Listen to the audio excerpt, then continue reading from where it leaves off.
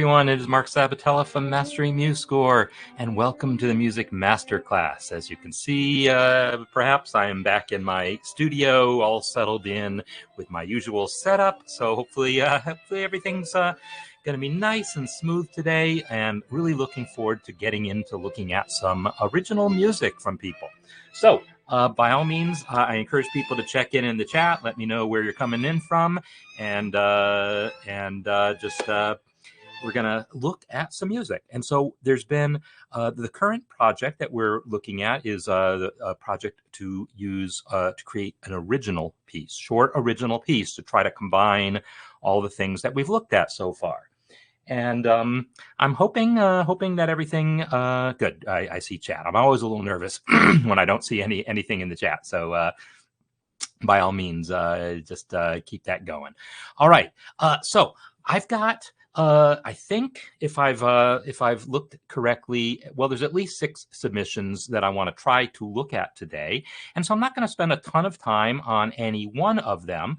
But Lonnie, Jimmy, Graham, Kevin Johnson, and Rod Jolkowski, and Bruce all have pieces in here. There might have been a couple others in there, and we'll see if I can get to that.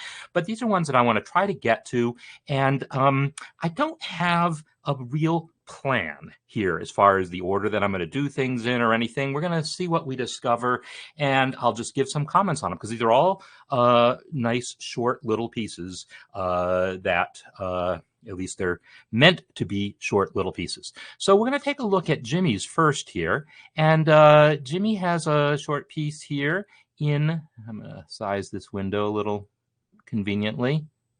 There we go. And then zoom in. There we go. So Jimmy's piece here is in the key of E flat. At least that's what the key signature is telling me here. There's a couple things of note here. One is that it starts right off on a 5 chord, which is, it's fine. It's slightly unusual, but not really. So, in fact, what is my... What does the Music Masterclass start off on? But a 5 chord, right? So anyhow, but I just wanted to pay attention to that, because as I'm looking at the chords here, trying to understand what's going on key-wise, I want to make sure that I know what's happening. So let's take a listen.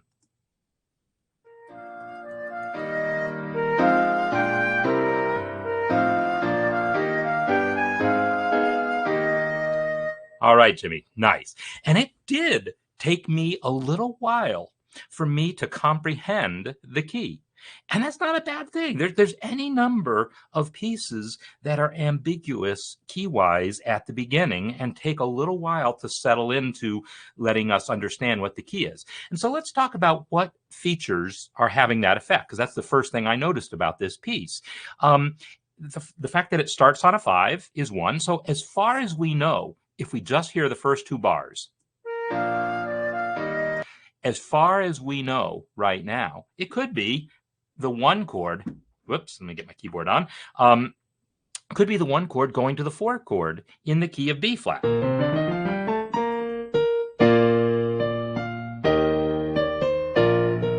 Right? It could have been a piece in the key of B flat. So by starting off with a 5 and going straight to the 1 like that, we're not clear on what the key is. And then there's a 2-5 in the key of E flat, but it doesn't resolve to E flat, right? There's a deceptive resolution here going to 6. And normally when we talk about deceptive resolutions from 5 to 6, it would be to a minor 6. But here he's using a secondary dominant in there.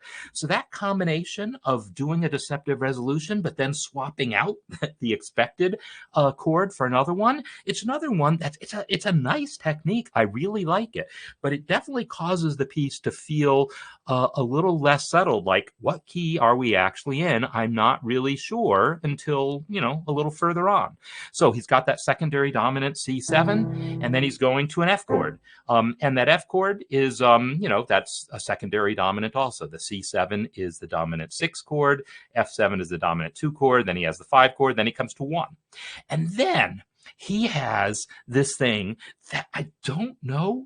No, I feel like I talked about it at one point, but it's actually pretty brilliant. So let me play just this far, and then we'll talk about the other brilliant thing.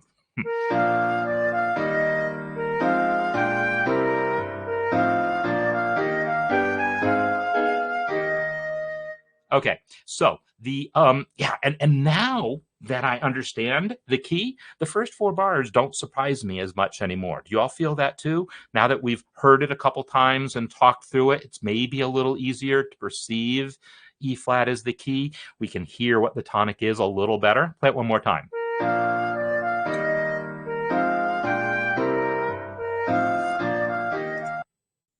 So stopping there. Okay, we've reached the one chord. So the brilliant thing that's happening here, I'm relatively certain that I've talked about it. Do you all recognize what this is? E flat to G7 to A flat. Do you recognize what's happening there? This is a one chord and then a dominant three chord and then a four chord. I have talked about that. And Jimmy, I don't know if you specifically remember hearing me mention that and like, oh, I'm going to use that, or if you just hit upon the same thing, or if it's something you already knew about. But this, if we think about where that G7 would normally be going. G7, that's the dominant three chord, that would normally be going to six, right? This would be going to C minor. The G7,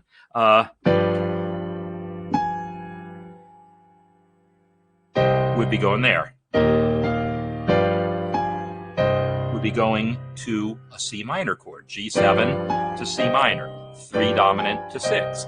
But instead, in the key of C minor, that would have been 5 to 1. But instead, this is a deceptive resolution. 5 to basically 6, flat 6 in the key of C minor. So this is a deceptive resolution of that secondary dominant. And that specific sequence, 1 to dominant 3 to 4, is one that I think I've mentioned it as like coming, I know it, like I associate it with Someday My Prince Will Come. But I know there was some other song where it happened in, and I can't remember where it was. But anyhow, that is the thing. So, someday my prince will come, right? Whoops, I don't know if the chord is there. I have to think about it. There we go. So that sound of 1 to dominant 3 to 4 is a sound that is used in a number of relatively well-known songs, but it's a very specific sound, and so he's using it here. And then once he arrives on that 4 chord, he does exactly what I wanted, which is go to the minor 4 and back to 1. So Jimmy nailed it. I mean, I think there's just so many really nice things about how you've harmonized this. And then if I take a look at the voice leading, in the accompaniment, it's fine. I'm looking at it and I see everything kind of centered around middle C. Everything looks like it, there's a little bit of a jump here, maybe from the B flat to the E flat up here. Maybe this is a little more of a jump than I would have used. In fact, Jimmy, what I would have done is put this G at the top of that E flat chord down an octave, down here, so that we could have B flat 7 to E flat. Then do your jump. This is a general thing. And Stephen, I see your question, and I'll come back and figure out what you're talking about. Tell me what measure you're talking about, because there's a couple B flat 7 chords. Oh, this one right here. You're right. There is no 7th in it. There's no 7th in it. I'm imagining there is, but there's no 7th on it. So yeah, we could totally voice it, make sure we have a 7th in it. So a comment that I've made before is it's good to finish your thought and then jump somewhere else, which is exactly what I didn't do here, because I just interrupted myself to answer Stephen's question. But musically, generally speaking, when we're going to have a break in the voice leading, don't interrupt the 5 to 1 thought. Let the 5 to 1 resolve. And generally speaking, let whatever's happening across the bar line resolve as smooth as possible. Then you could jump somewhere else. And that goes for melodic voice leading, but it also goes for chord voicings. So if you're going to have this jump up to a slightly higher register, I would have done it after reaching that E flat chord. And yes, Stephen's absolutely right that there is no 7th on that B flat chord there.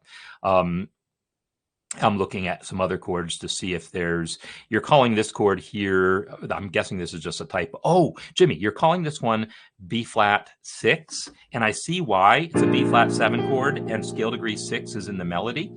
I would recommend just calling it B flat 7 and just letting the melody note be the 6th. However, if you want to acknowledge the sixth in the melody, which is a fine thing to do. If you want to acknowledge that in the chord symbol, call it B flat 13, because B flat 6 would not suggest a seventh. In other words, the number that we see here means stack up the thirds up to there. So if you see B flat 6, that implies no seventh. Or if we were to add a seventh, it would imply a major seventh. So B flat 6 would literally be this chord, and if we were to add a seventh, it would be here, the major seventh, and that's not the sound you're after. So if you want to acknowledge the G within your chord symbol, call it B flat 13. So anyhow, other than that, these are all. This one also doesn't have a seventh except in the melody, and so the melody gives me the seventh that I want. It's an open question as to how important it would be to duplicate that seventh in the voicing. I would think about that. I would think about, do I want my voicing to also have that seventh, or is that too much seventh? And frankly, you'll have to decide that on a case-by-case basis. And I'm making that B flat 7 have an actual seventh chord. So this setting right here where we have that deceptive resolution, every time you have a deceptive resolution, you're going to have an opportunity to create parallel fifths and parallel octaves, which is exactly what you've done here, right? Parallel octaves between there, parallel fifths between there. And then you get to decide, do I care? And in this type of accompaniment where you're just playing the block chords, I might care. I might think twice about it. I'm not sure.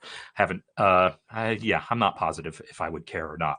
But if I was doing anything fancier with the accompaniment, like the next step here might be to arpeggiate these chords or break them up somehow. So.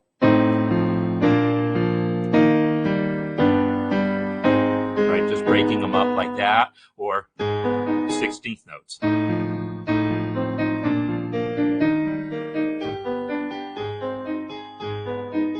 If it was arpeggiated like that, or anything else done with the accompaniment as a next step, I would cease to care about the parallel fifths at all. As it is, worth pointing out. But anytime you have that situation of that deceptive resolution, 5 to 6, the standard advice is to use contrary motion in between the hands. So G to A flat here. And then why not make it be G7? Because you don't actually have a seventh on that chord either. And if you do that, then that seventh actually gets to resolve downward as it should, and you eliminate all your parallels that way. So when you have stepwise bass motion, and that happens when you go from 4 to 5, or it happens anytime, when you have deceptive resolutions like this, contrary motion is a way of avoiding parallels. Anyhow, the harmonies in here are great. The minor 4 chord is used kind of perfectly in there. I'm a big fan. Works. All right, so I'm going to move on. And I have a vague notion of an order that I want to do things in, but not a complete order. So I'm going to look at Graham's piece next. And I believe last week, and Graham, you can perhaps confirm this, is I think last week when I was looking at David Griffith's piece, at some point in my mind, it became your piece and I kept using your name. But this time we really are looking at your piece. So we're going to take a look at this.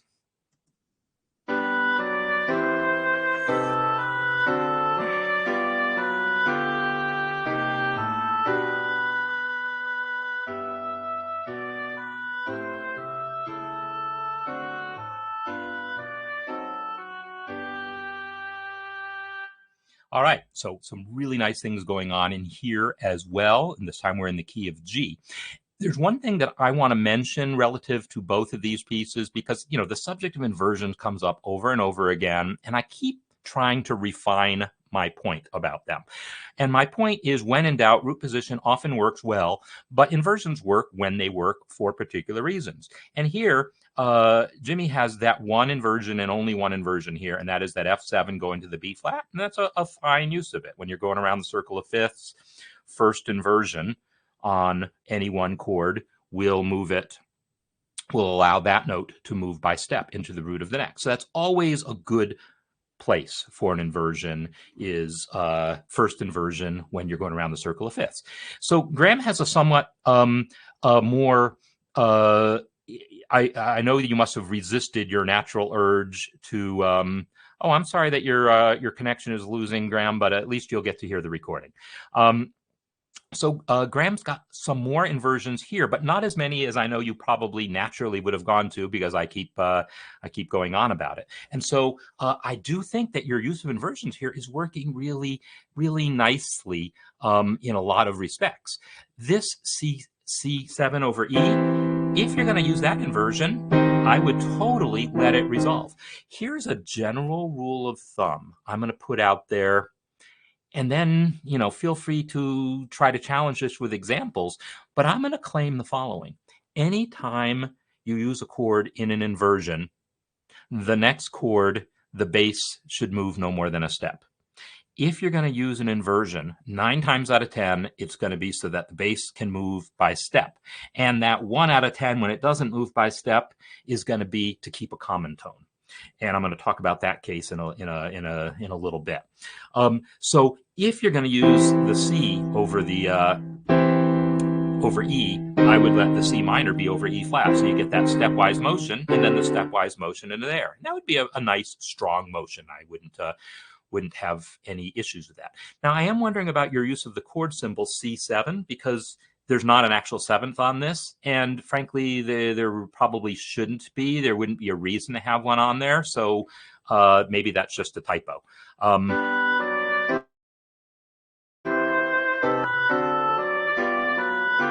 Okay, so I'm going to stop that far. So yeah, this use of the 4 going to the minor 4, and I've mentioned before that minor 4 going to 1 is really what we're generally after mostly, as opposed to having minor 4 first go to 5 and then to 1. But if the melody kind of demands it, then by all means do it. But I want to try something. I want to try...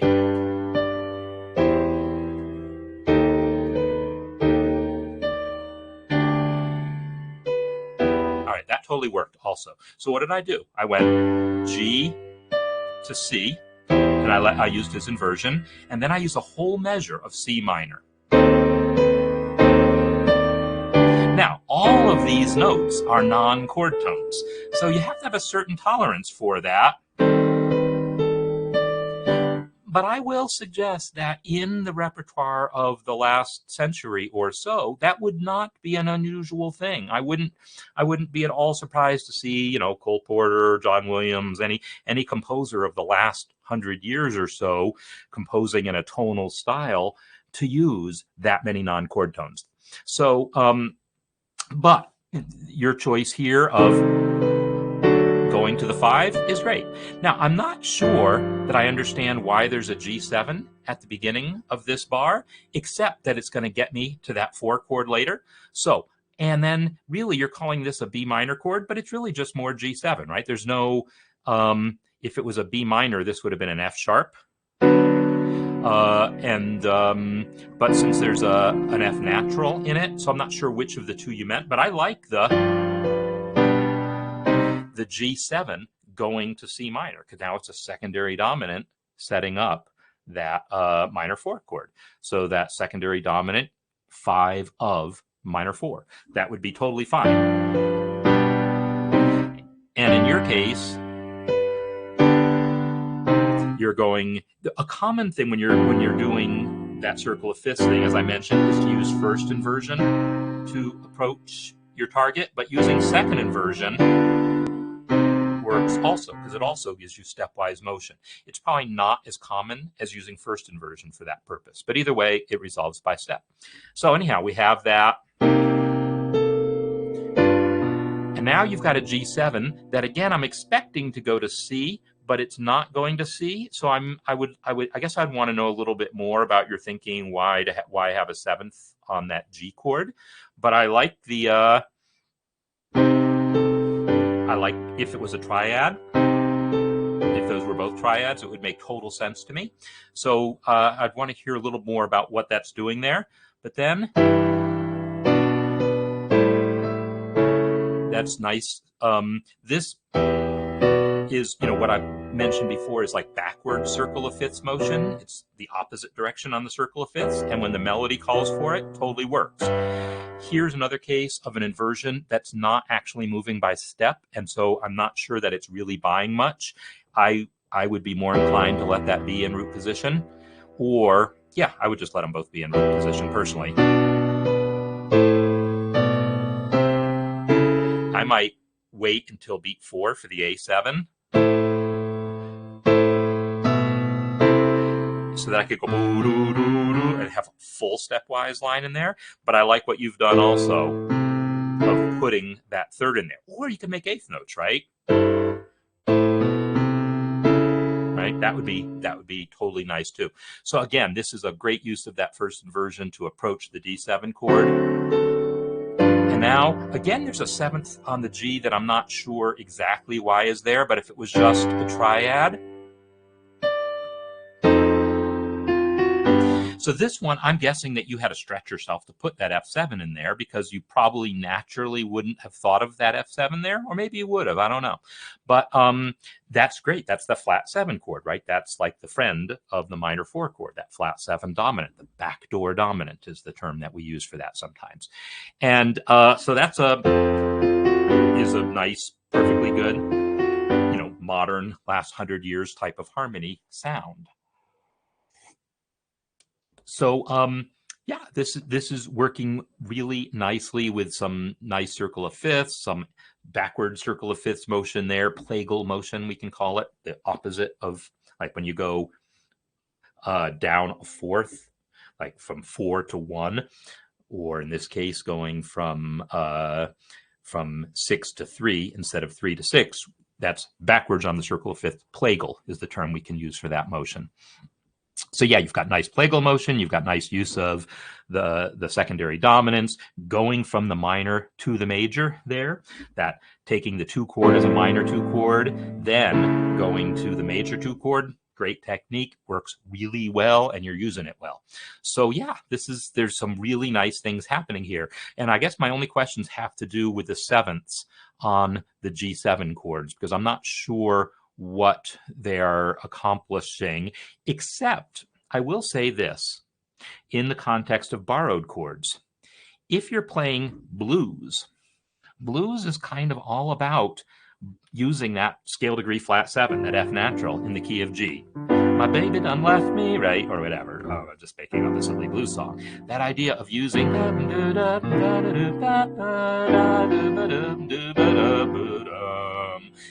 a dominant seventh as a 1 chord is a very bluesy thing.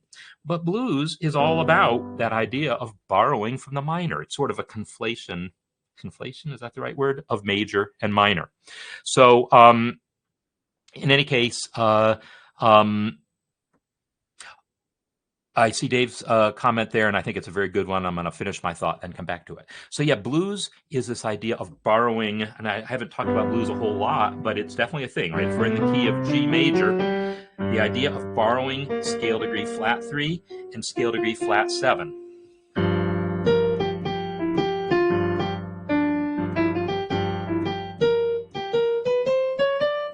Right, that's blues. Yes, you know, that's like a caricature of a blues maybe, but that idea of borrowing scale degree flat 3 and scale degree flat 7 coming from blues. So the idea that there's C7 chords is a bluesy thing. The idea that there's G7 chords is also a bluesy thing. If we see those chords not resolving down a fifth, they feel borrowed.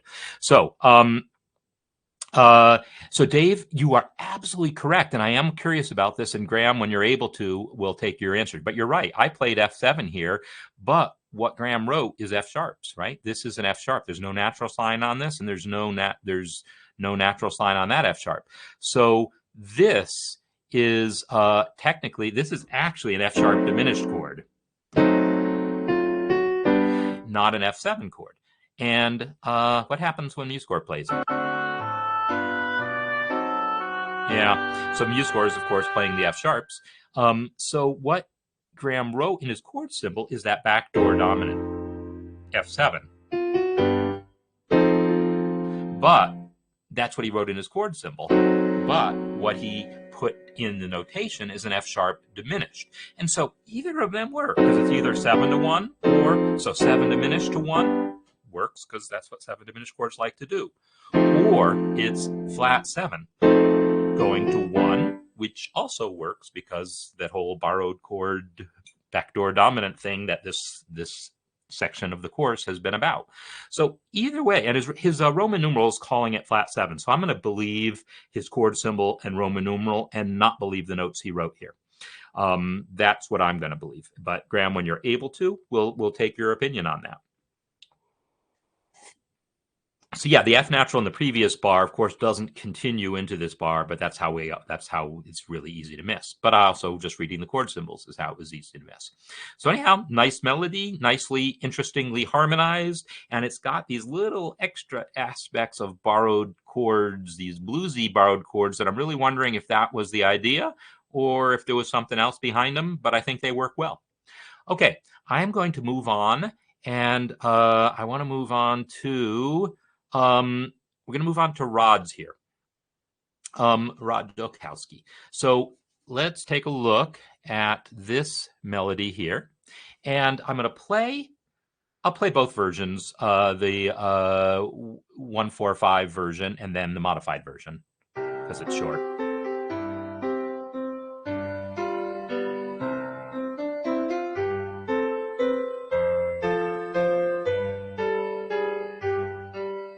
Then repeats.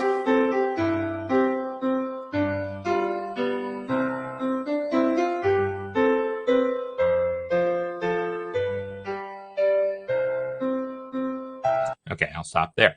All right, so one thing that I'm going to say about this before I listen to his reharmonized version is I was a little scared that he was going to have trouble reharmonizing it much, and that's because the melody is so based on chord tones, right? It's chord tones. It's arpeggiating triads. C chord with the notes of the C chord, then G7 with the notes of the C chord in it, of the G chord in it, right? And then the F chord, right?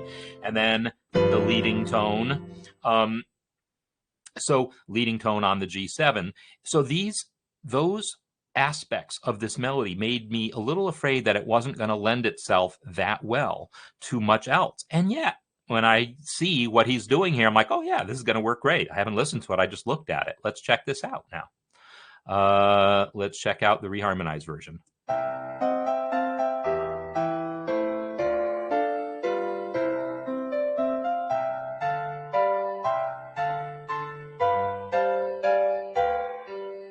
Nice.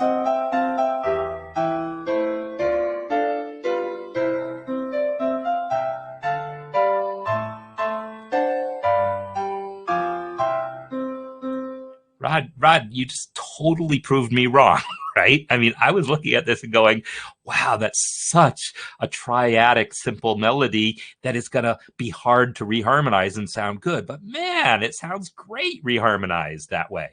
And it's all by the book stuff, right? I mean, he's taken what was 2 measures of just a 1 chord, and well, first of all, let's rewind this a little bit. He's got the G7 chord, the 5 chord in bar 3. It turns into a 2/5 because, as I'm fond of saying, anything 5 can do, 2/5 can do better. So instead of, he has 2/5 or 2/5/1, right? So he's got a 2/5. And actually that 5 could have either come in on beat 2 or on beat 3. You get your choice there, okay? Because it works either way. And now that he has a 2 chord, at the beginning of the bar, he's able to back up on the circle of fifths and go 3, 6, 2, 5, 1. Brilliant. As much as, so the only thing that it worked against you is it meant you didn't have an opportunity to make either of those secondary dominants, right? You couldn't make that A minor an A7 because the C would have clashed with it. You can't make the E an E7 because the G would have clashed in it. I suppose you could have made the E an E7 and then gone to A minor on beat 2. Let me try that. You could have, right? Made an E7 on beat 1 and then gone to A minor right away. Could have done that. Yeah, I don't love it though. But if we're just talking about what's possible, the other really nice thing here is you found opportunities to do a thing that I really wanted to see. I haven't talked about that much, but it's great. When you have two measures of just a one chord, it's an opportunity to make little side trips, right? We've got two measures of just a one chord. So why not go away and come back, go away and come back, create little diversions. And that's exactly what he does. Go away and then come back, right? So he's totally got that in. Now, here's the thing that I was going to say earlier. If you want to play around with these go away, come back sort of things, that is often a great opportunity for the 4 chord and or the minor 4 chord. So, right?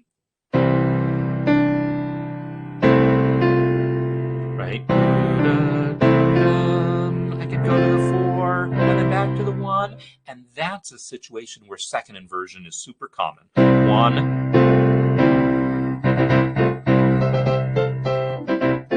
Right? This is a cliche. You might recognize dueling banjos, right?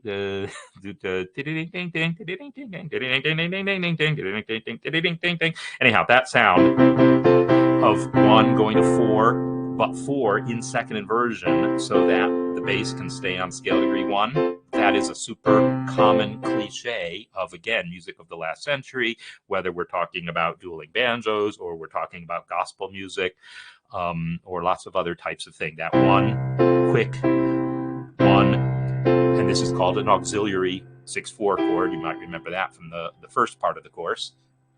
And it's a time-honored tradition. It's you find that or neighbor 6/4 chord sometimes. That's a time-honored tradition to have that quick go to 4/4/6/4 and come back. But there's something about it that really gets used a lot in modern folk blues and funk gospel kinds of musics. All right, so there was an opportunity there, and then if you're gonna use a 4, we could have used a minor 4 too, right? So that little melody right here could have gone, right? Could have gone, had a minor 4 there. And again, just keeping the root. I could have gone,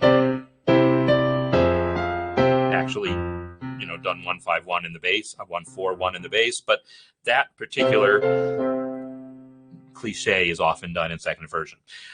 So anyhow, then he's got another 2, 5.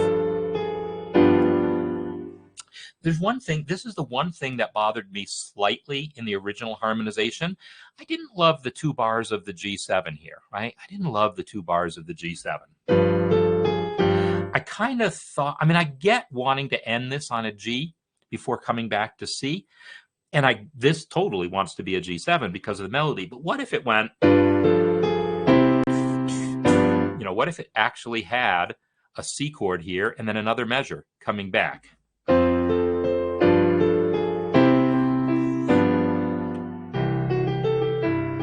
It would have made this a 9-bar phrase. So that's a little odd, but I don't know. But in any case, that was a possibility. And let me see.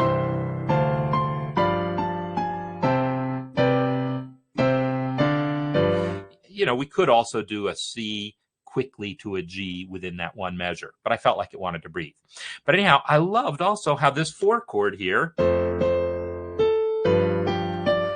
this I was afraid of also. I looked at this and said, oh, that's a 4 chord and a 5 chord going to 1, and he's going to be stuck with it. But look what he did. Look what he did. He has 6 to dominant 2 to 5, and then he manages to get the minor 4 chord in there, back to 1. This is brilliant stuff. This is great. I love this. So, nailed it. And raising the melody an octave, by the way, not cheating at all. A melody is whatever octave, whatever key you want to put it in. So anyhow, really nice stuff here. And, I don't know the accordion, so I'm going to take, kind of your word for it, that the way you've kind of arranged this with these big leaps here, that would feel awkward on the piano, but my guess is it's not accordion. So I'm going to feel like that's probably probably appropriate. And okay, so I'm going to resist the temptation to look. No, I'm not. I'm just going to see what your video is because I am curious. See what your video is there, and make sure I didn't lose my stream. And then I switched to Liberty Mutual and saved. Oh, dueling banjos. Okay, yeah. Exactly. Okay. Yeah. So there you go. So it's after the beginning part. So it's after that. It's after all that part that the teeth were made to get rid of that tab. So it's after that the 1-4-1 happens. All right. So those ones I thought were like, just really solid examples of exactly the sort of thing I'm looking for. And there's some good stuff in some of the other ones as well. So we're going to keep going and talk about what else is happening. So here's another nice short one here. Let's just take a listen.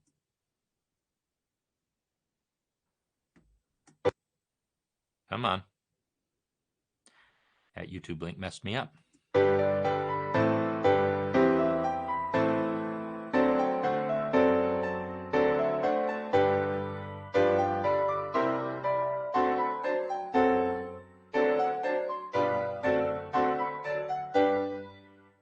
So this works really well. This is completely diatonic, right? There's not oh no, it's not completely diatonic, right? There's a G7 chord. There's one secondary dominant, right, going to the C. And he's calling this C7, but it's not really C7. I think he's looking at the B natural in the melody, but that would make it a C major 7. And you don't really have to put that in the chord symbol. You could just say that's a neighbor tone, right? So this is basically completely diatonic other than that one secondary dominant. Now, I want to look at it and see, could we make any borrowed chords happen here? Can I find an opportunity to use a minor 4 chord? And I think I can. I think right here, where he has that little 1-2-1 at the beginning. In fact, this right here, I would think 2 going to 1 is normally not that much of a thing. Occasionally it does, but 5 to 1 might have been a little more common there. But what if that was minor 4 to 1, right? That's what we're supposed to be looking for, is opportunities to find the returns to 1 and see if we can put minor 4 chords in, and that totally works. Or again, keeping the 1 in the bass. That would have worked just fine. And then,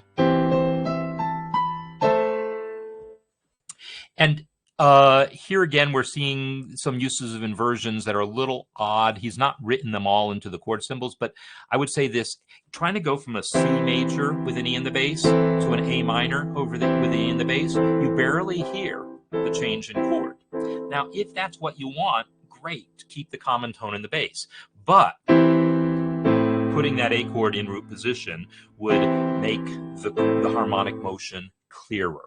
And that's, I guess, one of the things that I want to emphasize about this. Hearing the root and the bass clarifies harmonic function, which is as important as smooth bass motion. Can I find other opportunities? So here's another approach to the 1. So the issue with this is it's got the leading tone in the melody. So I'm going to have trouble putting in, I could do it. The A kind of works. I could maybe get away with it, not thrilled with it. But that would have been the place for it.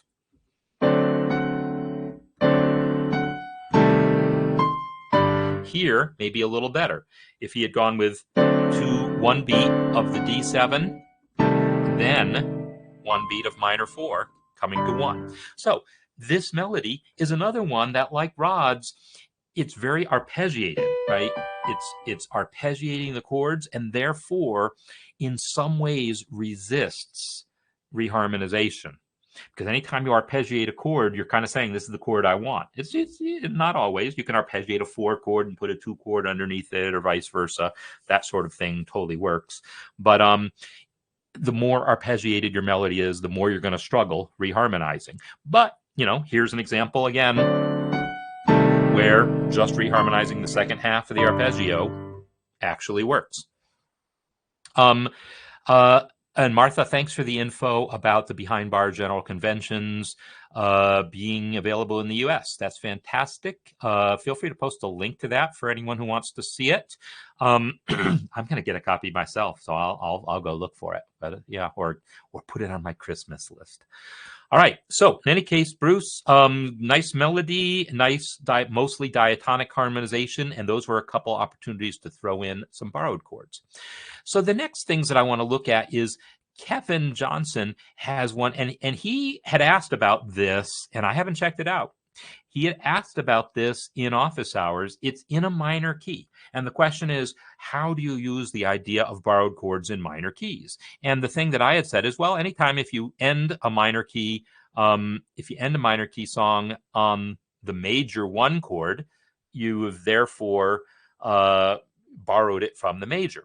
So I want to see, I'm sure this is a fine tune, but I want to see what I can say about it relative to the idea of putting in borrowed chords and see what we can make happen.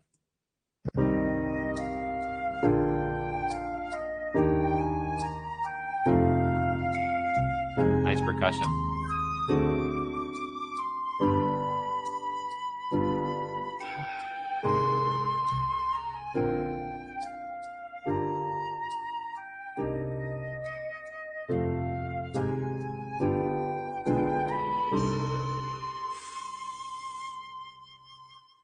Okay, so Kevin, this is gorgeous, right? This is just gorgeous. So yeah, I have nothing to say about it, but great things about the overall sound of it. Let's talk now about the use of the secondary dominants and whether or not there's any way to talk about borrowed chords in this context. All right, so I'm gonna start it from the beginning.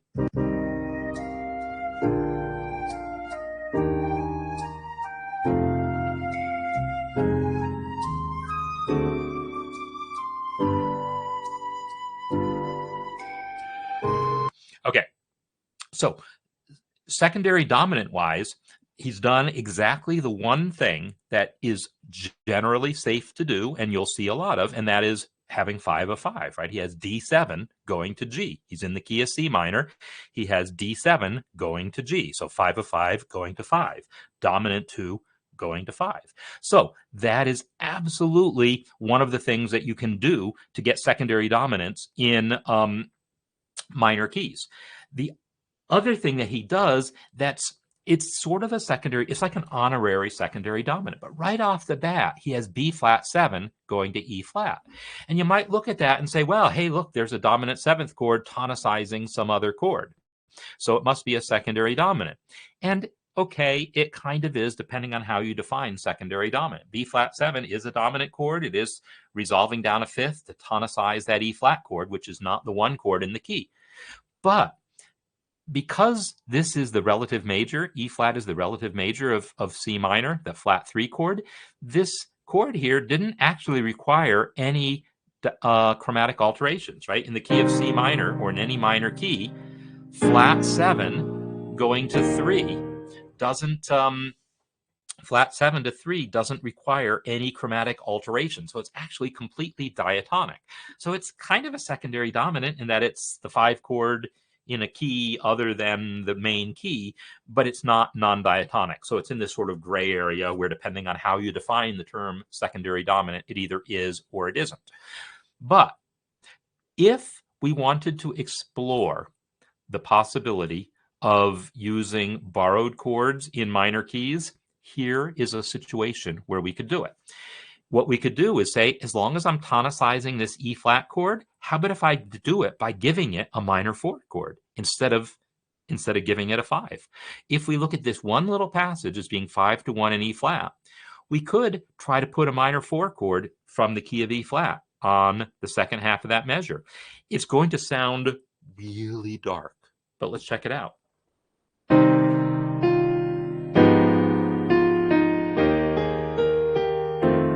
So I actually rather like it.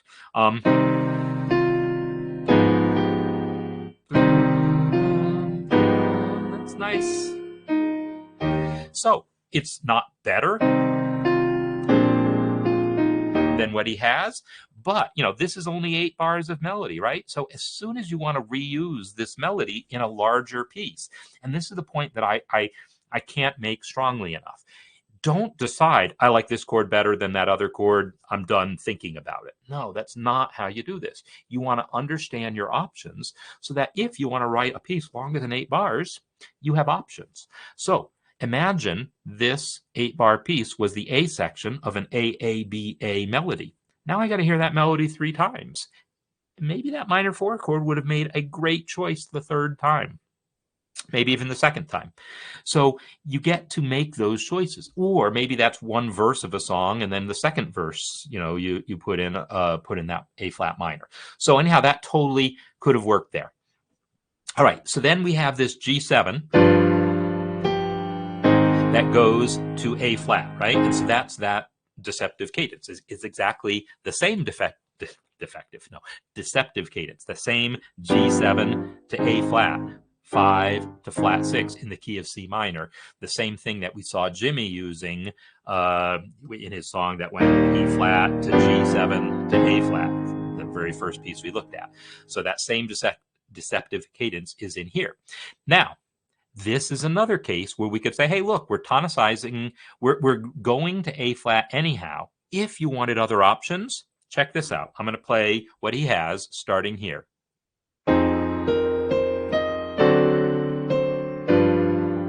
Now he has G7 to A flat. He could have made that a secondary dominant. He could have put an E flat 7 on that last beat. Let's try that. 2, 3. E flat 7 to A flat. E flat 7 to A flat if I want to sing the roots. So that's another possibility there to give you another secondary dominant, tonicizing that A flat chord.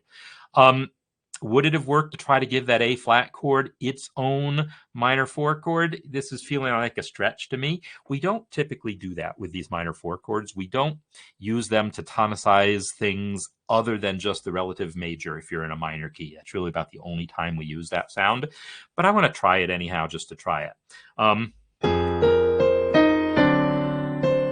right, so now I'm going to ask myself, what is the minor 4 chord in the key of A flat? It's a D flat minor chord. Yeah, it's too out of left field. It just doesn't make sense. It sounds too abrupt to my ears. Could I fix that with better voice leading? Maybe, but no matter how I'm going to slice it, it's going to clash with that G in the melody. So I'm not going to do it. All right, then he has... That's beautiful. If we are in the key of E flat, which this actually feels like, this would be 4 to 5, then resolving deceptively 3 to 6. And that would totally make a ton of sense in the key of E flat. But, we're actually in C minor, but, you're allowed to think back and forth between them. I'm going to try now using a minor 4 in the key of E flat there. Okay, so here's 5. I'm thinking E flat. 4, 5 to 3. So now I'm going to replace. So I'm thinking of this 3 as basically a tonic chord here, right? 3 is substituting for 1, substituting for E flat. So now I'm going to try minor 4 to 3 to 6. Yeah, that works really nicely. So my lesson for you here is that even though this is a minor key song, I have found 2 super good places to use minor 4 chords borrowed from the major key, the places where I'm tonicizing, the places where Kevin is tonicizing that relative major. And most minor key songs are going to do that somewhere. They're going to tonicize the relative major somewhere or have some motion towards the relative major. So that anytime you have that motion towards the relative major, think about giving that relative major its own minor 4 chord, and there's a reasonable chance of it working. Anyhow, then he's got a nice major 4 to minor 4. And so this is its own borrowing thing, right? Here we're more obviously in C minor again, 4 to 5 to 1, back in C minor, but he's giving us both the major 4 and the minor 4. So we get that sense of some borrowing going on, and then 5. And then he uses a diminished chord to increase the spookiness factor here. So yeah, this is a beautiful melody. You've harmonized it well and already, but if you wanted to squeeze in some more borrowed chords, those would have been your opportunities, as well as, of course, the one that I talked about, which is ending on the Picardy third, borrowing the major chord for the ending. Do you want to do that? No, it makes it less spooky, but you know, it's an option. It's an option. Okay, so yeah, that's just a gorgeous song. Okay, so with that in mind, I'm also going to flip over to which is the one I want. I gotta find it. There was another minor key one. Help me. I thought there was another minor key one. I think I somehow missed it. It's not in my list here, but that's okay. I know there was another minor key one, and I'll comment on that in the thing. But I want to take a look at Lonnie's piece, because I know she's been trying a lot of things, and we're gonna hear what's going on here. But I do know someone else posted another minor key piece, and I will just say, yes, if you can find ways of making it work for this project, like I just showed how to do with Kevin's, great. But if you really want to get the most out of this particular project, I would try to do a major key song so that you can see what borrowing the minor 4 is like directly. All right, we're going to now hear, I'm going to not read all of her stuff here, and we're just going to hear the piece, all right?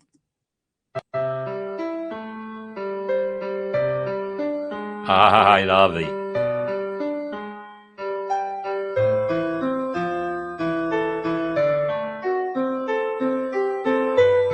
I love it.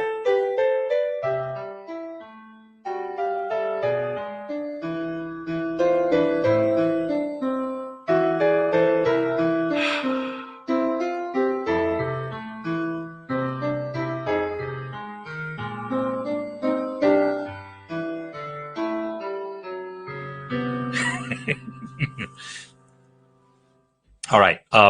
Rather deliberately, I assume, dissonant ending. Okay, so yes, nailed it here, Lonnie. Great job. So this is, I mean, first of all, I love the accompaniment figure you've got going there. And I don't want these projects to be about the accompaniment. I really want them to be about the harmonization. But, you know, coming up with interesting accompaniment is the next step. And so as long as it doesn't detract, as long as it doesn't distract you from good harmonization, then I'm totally in favor of interesting accompaniments. And this is really nice because it's got a nice pattern. Rhythmically, it's an interesting pattern, right? With those syncopations, 1 and 2 and 1 and 2 and. So those ands not followed by notes on the beat, those are syncopations. So that use of those syncopations there, and then the melody coming in on beat 4 in the middle of that sustained left-hand note really works really nicely. And of course, it's just an interesting pattern of a large interval and then coming back in, right? And then it's nicely voice-led into the next chord here. And so here's the thing. I'm smiling at this, and yet you're not calling this chord what it really kind of is. As soon as you hit that A flat, what's going on here? It's a minor 4 chord. So you really have, see, I'm going to play it right.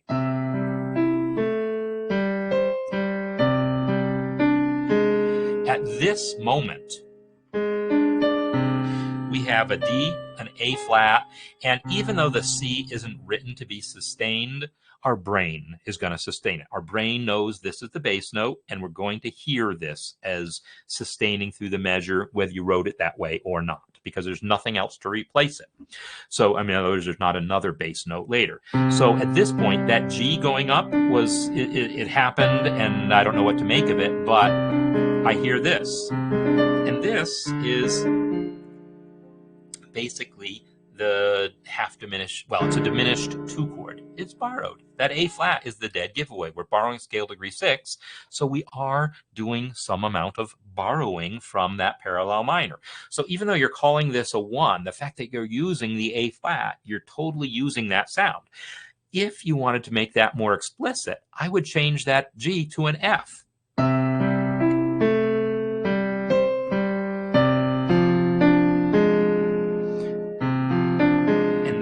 You're actually arpeggiating that F minor 6 chord. You're coming so close to arpeggiating that F minor 6 chord as it is, I hear the G as a non-chord tone. I totally hear the borrowed sonority in there, whether it's explicit. And then you've got a nice dominant 5 chord here using that A flat, the borrowed color, as I call it. It's a flat 9 on that G7 chord. And then it resolves deceptively, which is beautiful. Also, we have G7 going to A minor. Nice. And that F is a nice color tone. You know, I wouldn't normally want to hear that F along with the A minor chord, but used as kind of a passing tone. Or appoggiatura, to be more technical about it, resolving by step to the E works great. Then you've got this nice secondary dominant 5 of 5 going to 5, right? 5 of 5 going to 5, dominant 2 going to 5. Beautiful. Now, here is a place, you know, as much as I say that sometimes people might be overusing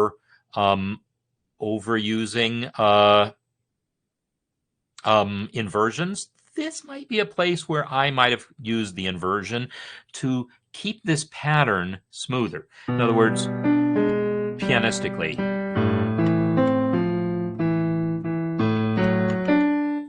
Right? Keep the A in the bass here.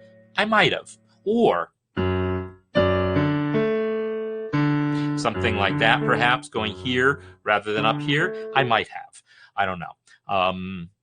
I'd have to sort it out with my hand to see what my hand is the happiest with here. But that's definitely a place where I might have considered using an inversion just so that that arpeggio pattern didn't have to jump around as much as it did.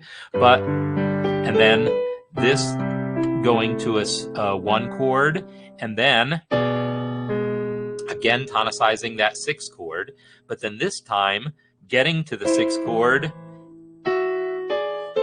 and letting it go to a dominant 1. This is it's kind of a cliche, that exact sound. I can't even put say what it's from or anything, but that idea of 6 going to a 1/7 to tonicize the 4, that's a really common little progression there, right? And so that's it made me smile. Lots of things about this piece made me smile, and that was one of them. That 6 going directly to 1 dominant 7th, a secondary dominant to tonicize that 4, and then once she landed on that 4, having a minor 4 in there, totally nailed the point of the assignment, and then a flat 7, which is that backdoor dominant, which I think is used extremely effectively. And then she's got her 1 chord at the end. So beautiful, 4 to minor 4 to 1. Can't improve on that as far as that goes. It is interesting that her melody has an A flat in it, right? So her melody kind of asked for that minor 4 chord, right? Some of these other, well, in fact, all of the other pieces that we looked at, when the minor 4 chord happened, the melody was still diatonic. And so you kind of had to look for opportunities to use that minor 4. Here, you really don't need to look. The melody is telling you, hey, dummy, use a minor 4 chord here, right? Not dummy, but you know what I mean. It's when you see scale degree flat 6 in the melody, it's almost begging for a minor 4 chord. Right? That is the best chord to support it. It could have been a dominant 7th. It could have been 5 with a flat 9 on it also. It could have gone to a 5 chord with a flat 9 on it. That would have been okay also. But very typically, when you see that note in the melody, it's a dead giveaway that there's probably going to be a minor 4 chord happening underneath it. So anyhow, really beautiful, and this quirky little ending here with some dissonant notes in it. That's fine. I'm perfectly happy with that sound. It's a jazzy, sharp 11 kind of sound. So anyhow, I think that this is just beautiful. And yeah, great job. So I'm really happy with so much of what I saw today. Some really just great, some interesting melodies harmonized well, and really just getting out of this project what I hope people would get out of it. So I hope you're as happy with it as me. And if you haven't done it yet, now you've seen some really good examples and some, some of my comments about how they could be made even better. And I hope you're able to take them to heart and get moving on your own. So all of that said, I'm going to sign off here, and yeah, this was good for me. I really enjoyed seeing how people did with this, and next week we'll start another section, and it's going to be a little bit of a smorgasbord. It's going to be like there's a handful, like 4 different techniques we're going to look at. So it's it's a lot to cram into 1 2-week session, but they're also not as deep. They're not as important, or I don't know how to explain it, but we're going to do it. We're going to cover 4 topics in the next 2 weeks, of which 2 of them are important. The other 2 are, but they're there. And then we'll get to keep talking about those in future sessions. So anyhow, next week, get ready to start looking at some new types of chords: diminished chords, augmented 6 chords, Neapolitans, and pedal point. And we're going to talk about them all, but focus mostly on the diminished chords and on the augmented 6 chords. So looking forward to talking with you more in future sessions here. So have a great weekend, everyone, and see you next time.